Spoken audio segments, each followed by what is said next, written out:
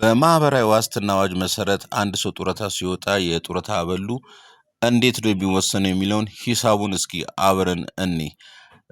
አንድ ሰራተኛ ለምሳሌ በዚህ ምሳሌ መሰረት 30 ዓመት ያገለገለ ሰራተኛ ቢሆንና በመጨረሻዎቹ ጡረታ ሊወጣ ሲል ሲከፈለው የነበረው የ36 ወራት ደሞዞቹ አማካይ ክፍያ 32108 ብር ነው ብለን ብናስብ ስንት የጡረታ አበል ያገኛል የሚለውን ነገር አብረን እናያለን።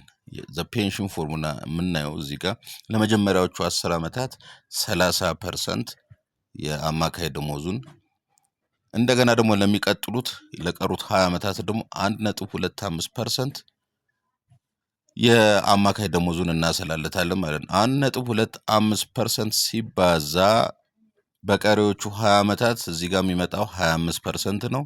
ለመጀመሪያዎቹ 10 ዓመታት ደግሞ የመጣው እዚህ ጋር 30% ነው። ስለዚህ 30% እና 25% ሲደመሩ 55% ይመጣል ማለት ነው።